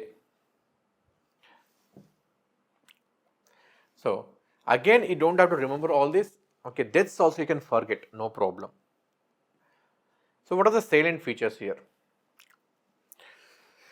See, again, whenever, okay, you're writing the case studies, you should be writing some city specific, okay, you cannot make it very generic. For example, you're talking about Mumbai. You should talk about the sewage pumps. You should talk about the high tides. You should talk about the Mithibai river. You should talk about the mangroves. You should talk about the encroachments, very famous encroachments such as Bandra Kurla complex. Okay, very high density.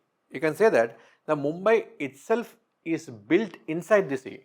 Earlier, the Mumbai was a set of 7 islands called as Salsette Islands, and we have done the land reclamation. Means in between these islands, we have filled all the mitti, all the soil, and then a city like Bombay has been created. So Mumbai itself is an island. It is inside the sea.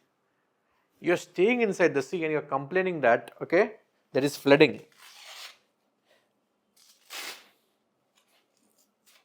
Understood? So whenever you are writing the case studies, some city specific nomenclature, okay, has to be, okay, written like I have done. Okay, I guess it is manageable. Are you guys feeling that, is anyone feeling that the information which I am giving is too much? Because not only in this subject, this will be helpful to you elsewhere also. In the ethics case studies also, it will be helpful.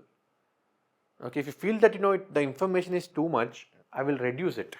But again, in this I am telling you what exactly, okay, you have to note down, what exactly you have to remember. Should I reduce the amount of the content or should I go in the same fashion?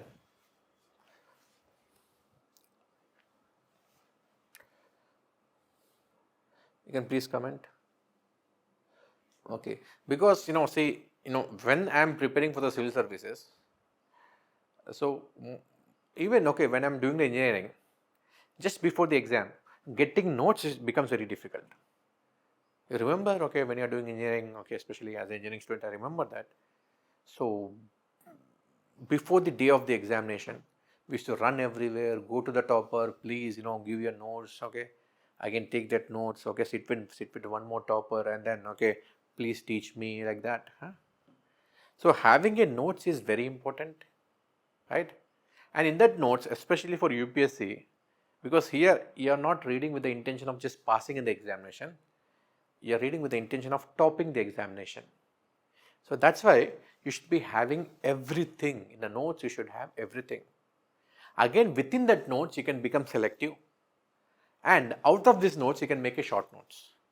And also in these notes, I am telling you what you can omit, what you can ignore, and what you have to memorize.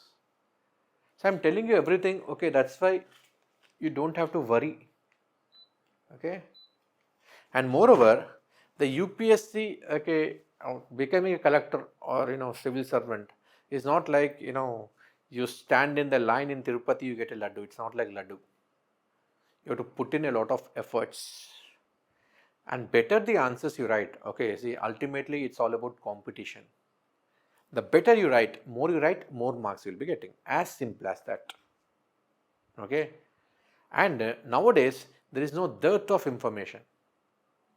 All sorts of classes are available for you online. You open an online source, any class you will get, any kind of information you will be getting. There is no dearth of information. Only thing is how you will be able to use this information in a very wise manner, and I strongly believe that study less, gain more. And moreover, this is for 25 marks in the examination. And whatever maximum marks the examiner is giving, you should be getting in this disaster management or any of the subjects which I teach. I'll make sure that you get maximum marks in my subject. Okay, so that is my aim, and this should be a master copy. Other than this, you don't have to read anything because okay, I'm including everything. And you guys, the 1000-page Lakshmikant you read, okay, for 7 questions, okay, which come in the your prelims examination, 7 to 12 or questions, 1000 pages you mug up. And in the mains, it does not have any relevance at all. But still, many people read Lakshmikant for the mains. In the mains examination, they will be asking governance. And for the history, okay, you have to read a lot of material again for 60 marks. So this is, the concise notes, precise notes, okay, and the notes is also not that boring here. I put in a lot of efforts to include the pictures, to explain the things pictorially, because sometimes you may not, understand the nomenclature. For example, there is a feeder channel, siltation is there. What is that stormwater drainage, etc. So sometimes may not understand the entire nomenclature. So that's why I have included as many pictures as possible, so that your pictorial memory will also increase. Okay, you let me know. Okay, adding these pictures in between, is it helping you? Okay, in understanding things better? Is it of any help?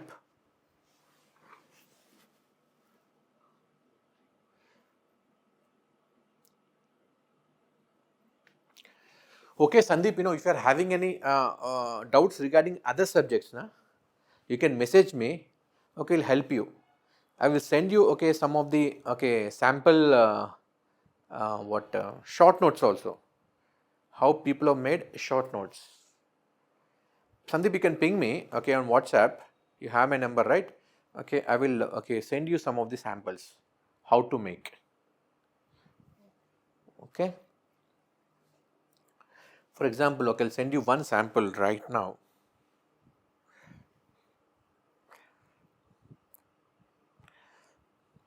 See, the advantage of making a short notes is you will be having a bird's eye view.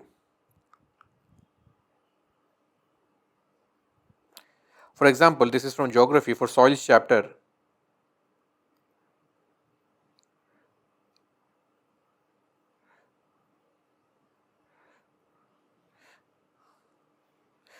So this is made by one of my students only. You see.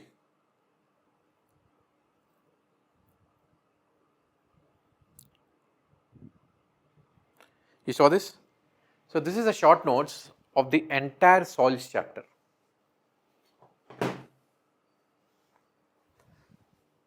Okay, you can see the sample. Okay, you can see in the your WhatsApp group. I send you a sample of the short notes how it should be made. And for every subject, if you make the short notes, okay, entire GS can be compressed within 40 to 50 pages. And wherever you go, you can take these short notes. You are traveling in a bus, you are traveling in a train somewhere. Keep on revising these short notes. So your memory becomes better and better. Understood? Now, what are the silent features over here? Okay. So you don't have to remember all this, okay, not required. Silent features you can ignore here. These are very generic, you can just go through them. Let's see the root causes. In the examination, they'll be focusing more on root causes. Firstly, for every city, you'll be having this insufficient stormwater infrastructure. Every city, it will be there. Okay. Drainage system failure, every city will be there. It's common. Blocked, garbage is there, debris is there. Before the monsoon, the desilting is not done. river encroachment. Okay, now some specifics. For example, you are talking about Mumbai, you can talk about Mithi Bai river. If you are talking about Chennai, then Combe River, Adyar River, Buckingham Canal. So these three things you have to remember. So this is the Buckingham Canal once upon a time. It was used by the British for navigation from the Madras Presidency. If you have to go to Karnataka, sorry Karnataka I am telling, you have to go to Kakinada on the Andhra Pradesh eastern coast. You had this Buckingham Canal. It is built by the British during those times. It was navigable. Navigable. The ships used to go in this, Buckingham Canal. Now see this, what you have done.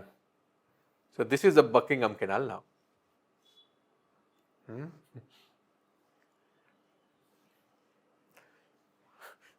So leave the navigation. You have built pillars in between. Okay. Leave ships moving in this. Even the water does not flow in this. And this Madras municipality is the India's oldest municipality.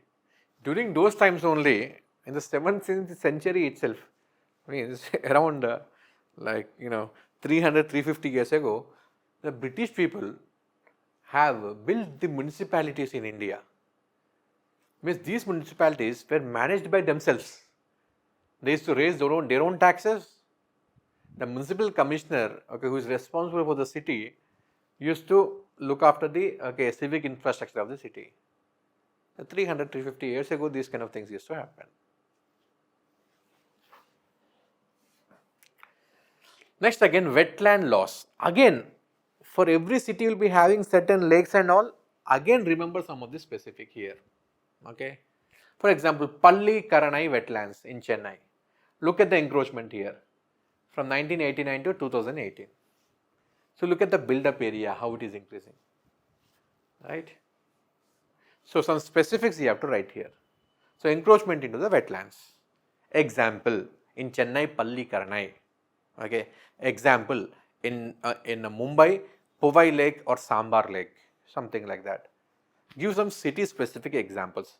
So whatever statement you are writing, it should be always substantiated with examples. Okay.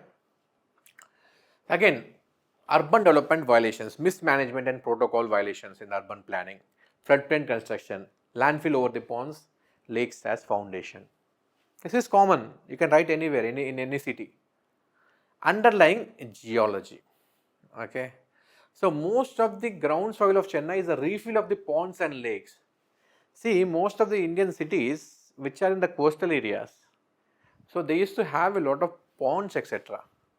Because firstly, whenever you are building a city now, it should be having a river also, fresh water also. When you have a river, especially in the coastal area, it will have a deltaic region. So therefore, you will be having numerous lakes, right? Now, whenever the city is increasing, you will start filling these lakes. Okay, you pull mitti in that and constructing a building. Vikas Pro Max you will be doing there. Ultimately, what it will do? It will lead to flooding. You see numerous lakes over here near Chennai.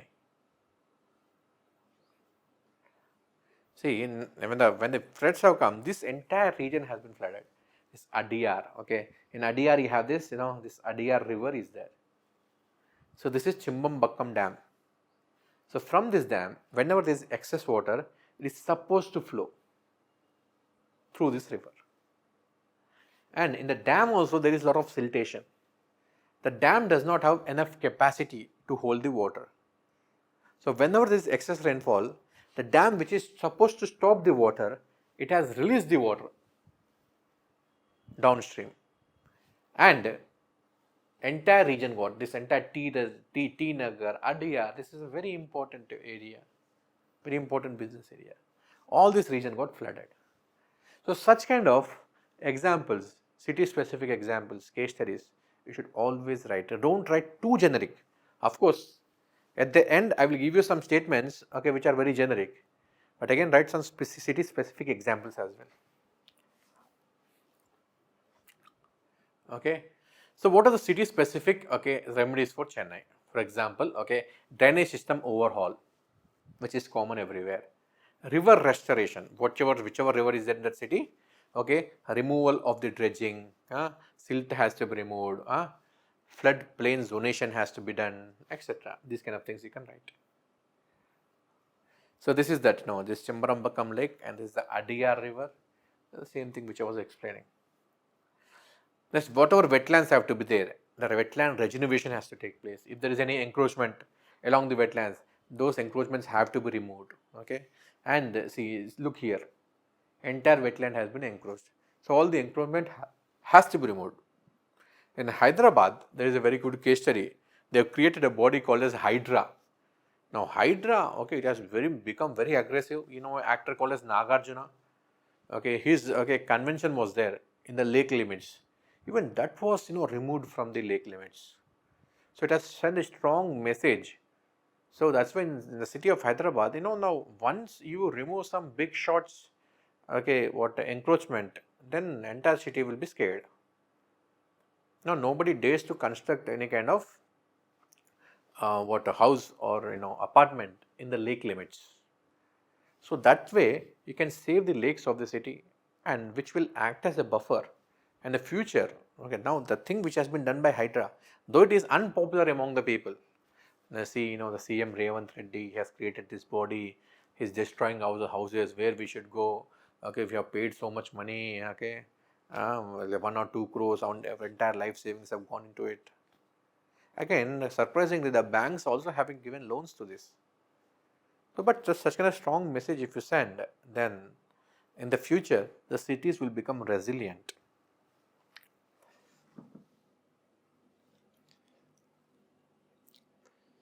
So Sandeep is saying very good act, but Hydra did not touch big lots. But again, okay, it is able to send a message. Okay, so 1 or 2 people it has acted upon.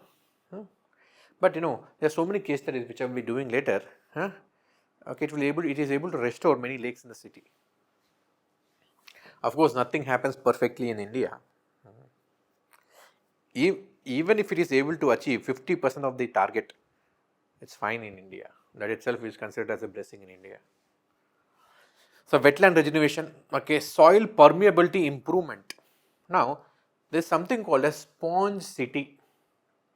Means, for example, okay, I don't have the picture of that. Okay, sponge city means, say for example, you are building a road in the city. Now why the road has to be packed everywhere? Now okay, you can also have a bricks, okay, or tiles which are permeable in nature. Means it will be acting as a road. At the same time, whenever there is excess water, it will seep inside, and it should create enough green zones in the city which will act as a buffers again. And the drainage in the city should not be blocked at all, right? So that is called as a sponge city complex concept. Okay, it will act as a sponge. So whenever there is excess rainfall, it will be able to absorb. The building code enforcement, okay, means what kind of buildings has to be built, where, in which kind of soil, whether they should be blocking the drainage or not. That is the building code. Okay, bridge and obstruction management. Okay, the bridges should be built in such a way that it should not be obstructing the river. Healthcare strengthening, because especially after the floods, there will be a lot of waterborne diseases. Vulnerable population, okay, the people who will be living in the margins of the ecosystem, near the lakes, rivers, they will be living, okay, they should be focused upon. Multiple agency coordination, okay, see most of the things are common over here. You can write for any city. But when it comes to Chennai, again certain Adiyar river, okay, Chembarambakam dams, like that. 2-3 specifics you mention. Next is Hyderabad floods. Again, you don't have to remember here how many people have died and all. Salient features also you can ignore here. So these are very, okay, this, completely ignore this, no problem. Let's see the root causes here. Now, poor urban planning. So there is a rapid development without adequate management, water management. So build-up area has increased excessively. Like drainage system inefficiency, same thing. Okay, lake shrinkage, encroachment into the water bodies and lakes. Very common point everywhere. You can see, how the, the things have been encroaching into the lake here. How the area has been reduced over a period of time. Same picture, see, this is 2003. Now see, it has been bifurcated and entire, this is a build-up area now.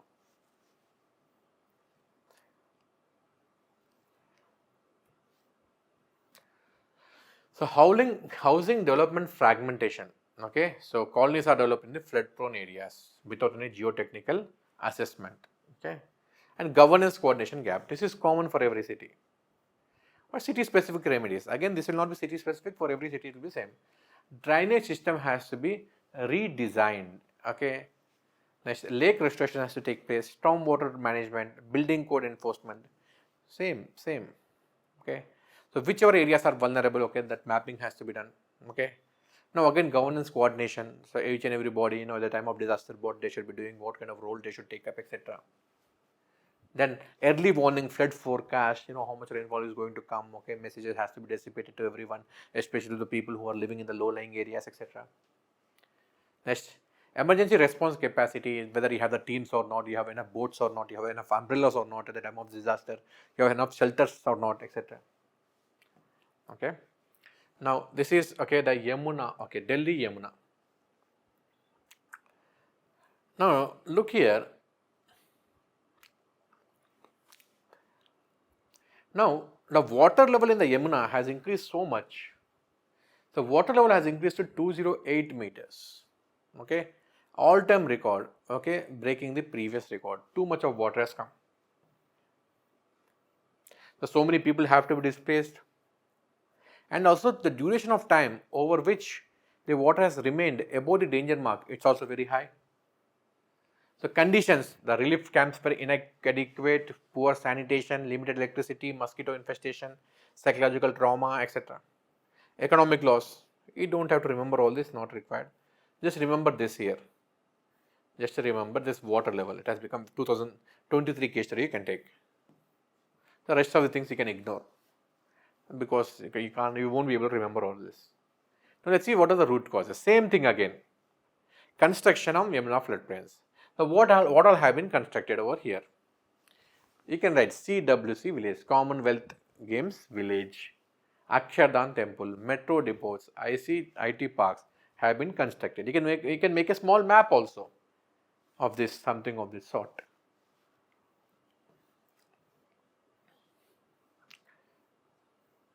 Next, bridge induced constraints. There are so many bridges, and these bridges do not allow good flow of the water, rather they obstruct. Urban area expansion. Okay, the city, okay, once upon a time it used to have population of 20-30 lakhs at that time. Now it has become around 3 crores, Delhi NCR region. So urban area expansion. You can remember these figures. The population has increased by this much percentage. Okay, because that's the last census which you have 2011 census. After that, it has increased even more.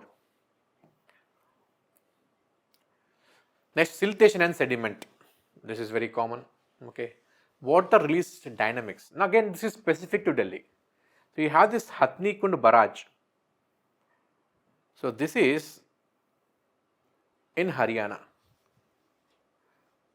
See, the dams themselves have become the disasters in India, a reason for the disasters in India. For example, in case of Chennai, we have seen the Chembarabmakam dam. The dams, okay, ideally they should be stopping the water at the time of the disaster. But again, there is enough silt in the dam.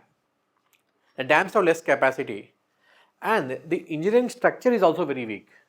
So at the time of the disaster, at the time of the floods, they are supposed to stop the water, but they are weak.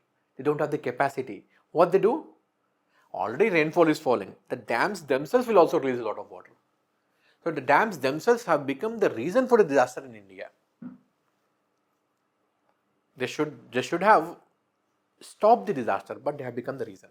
Example, two examples you can give. Hathni Kund barrage, which is there in Haryana. Now, whenever there is excessive rainfall, the water, okay, it is filled with the water. If you're still stopping the water, the dam will collapse. So in order to protect the engineering structure, what they will do? They will release the water. So this is where Delhi is. So this is the reason again.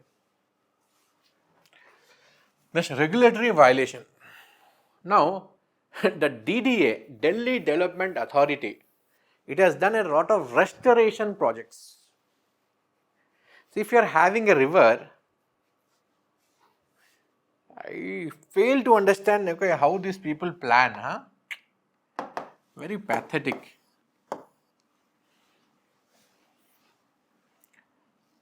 Say this is river Yamuna.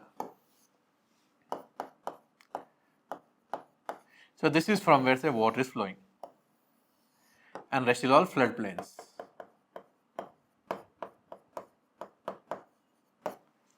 Now inside the river, okay, you have built all sorts of things.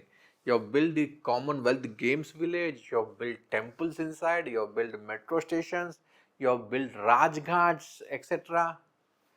Along with this, say the river is flowing from here, the river is flowing from here. Here they have built ghats and all. Ghats, river fronts. Basically, here you have done cementation, pavimentation. Cementation and pavimentation you have done. So, beside the river, you should be having a natural buffer. You should be having sand or the soil. Then only it will be acting as a buffer. It will act as a shock absorber. But instead of that, you guys have this, in the name of beautification, because for many people, okay, the development means, you have built something which is a cement structure. They will think that, wow, yeah, development hua hai. They think in that way. And also they have built a lot of parking lots here. Inside the river, okay, they have filled a lot of soil and then build parking lots. Because they thought that, this area is free. Khali hai. Let's use this for parking lot. And they have also constructed some kind of cultural centers, etc. Means for event and all. If some Baba or Guru, someone is coming, okay, they will lease out this area. They will allow very big cultural program to be conducted, and people will come, step there, do dances, and then the land will be compacted over there. All the pores in the land will be gone. When it becomes compact, it loses the capacity to absorb the extra water. The government itself is blatantly not following. It is because of the weak bureaucracy. Of course, I should be blaming the politicians also, but because you guys are going to become bureaucrats, I hope you will not become like this.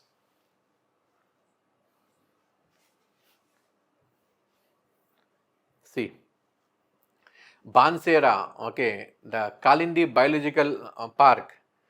You have a amusement park also here in Kalindi. You have built a nature park. Again, cementization, pavimentation. Eco-tourism area. That is not eco at all. A lot of construction, cementation has been done. Right? We can give 2-3 examples with respect to Delhi here. You have the map. Now, city-specific remedies. Of course, the floodplain restoration, all these things should be removed. The CWC village should be relocated. Akshardham assessment has to be done. Again, you cannot write, no, it should be removed. If you say something against the religion in India, gone. That's why assessment. You can use some kind of softer words with respect to such kind of things, which will hurt sentiments of a lot of people. Then metro depot relocation, we can do that. The bridge efficiency has to be increased. Now look at the bridge over here, right? So is it giving enough space for the water to move? No, it is rather obstructing the water. It will also stop a lot of silt here, which will cause a lot of flooding. The siltation management has to be done. Seepage infrastructure, Then wetland, body restoration has to be done. Settlements, low income settlements have to be moved from the high risk areas. Coordination, the Central Water Commission, the other bodies, multiple agencies have to be coordinated. Early evacuation protocols, compensation has to be accelerated, and long term planning has to be done, right? So some of the things will be common over here, Many things will be common. Only some things, okay, have to be specifics. And remember 2-3 case studies here, okay. So one more case study is also there, okay, with respect to Bangalore. Give me a sec.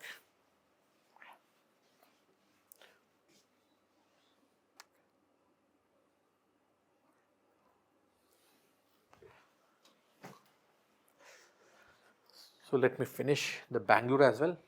So Bangalore, okay, almost nowadays, so every year they have the floods. So you don't have to remember all this, not required. This also you don't have to remember, not required. Root causes are very important. Now look at the topography here of Bangalore. The Bangalore itself is a hill station over here. You see, it is at the elevation of around 920 meters. It's like a basin which is on the hill. That's why it does not have enough drainage out of the city. So whatever rainfall occurs, okay, it will be staying there only. Look at the topography over here. Now when you talk about Bangalore, you should be talking about this also. Topography is very important. Some kind of structure you can build, some kind of elevation you can build like this. Lake encroachment. Again, okay, write 2-3 lakes. Bellandur Lake you can write. Varthur Lake you can write. 2-3 lakes, okay, you can mention when it comes to the Bangalore. Lake encroachment is there in every city. Urbanization matrix. So look at 1973. See, this is the red one is the build-up area. Now you see how much? Around 2 to 3% is left. Green areas is left. The rest is all build-up area. Okay. So once upon a time, the Bangalore is known as the garden city of India. Now it has become complete concrete jungle. It has become unlivable. So developmental fragmentation. Again, when it comes to Bangalore, remember something called as Raja Kaluvas. So these were the drainages, which were built long time back. Okay, like Buckingham Canal has been built by the British people. Okay, the Raja Kaluvas were also built. So these specifics you have to write. Again, poor drainage management. The drainage is often filled with the filth, trash. Okay, that desiltation, okay, removal of trash has to take place here.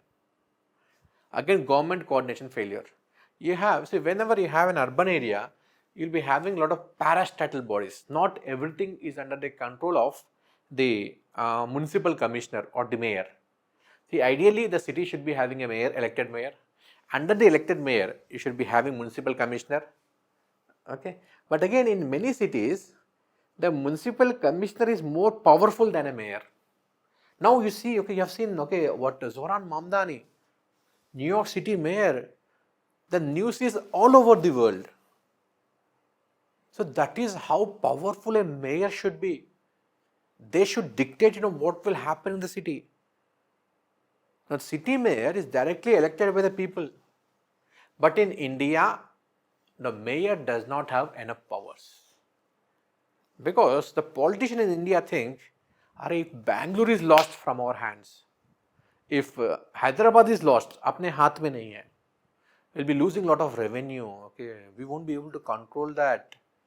Because all the funds has to be dispersed through the mayor. Now, say in Telangana, the CM does not control Hyderabad. What else the CM will have? In fact, the mayor of Hyderabad will become more powerful than the CM of Telangana, which the politicians do not want. So that's why they haven't given enough power to the mayors in India. Okay, understood? So governance, so that's why in the cities in India, you have lot of parallel bodies which often lack coordination. So Bangalore water supply is different, sewage board is different, okay, Bangalore Development Authority is different, and more often these bodies do not talk with each other, they do not coordinate with each other. Okay. Now city specifics for Bangalore, of course lake restoration has to be done. Again, when it comes to Bangalore, you should write this. You should not just write storm water drainages. You should talk about Raja Kaluva. restoration. Groundwater recharge, enough groundwater, because this is all, okay, the Bangalore, okay, it is in the peninsular plateau, mostly it has granitic gneissic rocks, okay. It does not have simple soil where the water can percolate very easily. So that's why here, okay, the rainwater harvesting, infiltration is very important. Next, stormwater drainage management, building code enforcement, green cover restoration, governance restructuring so that there is interagency coordination, tech sector resilience, because the government, Bangalore is the IT hub. That's why, okay, should be, okay, building a culture where the people should be allowed, okay, to work from homes, because if there is any big disaster, then also the city should function. Vulnerable area mapping, compensation and recovery, rest of the things are common. Okay. The next Kolkata case study is also there. So rest of the things, okay, we'll discuss tomorrow. Okay. Thank you. Okay. We'll see you tomorrow again.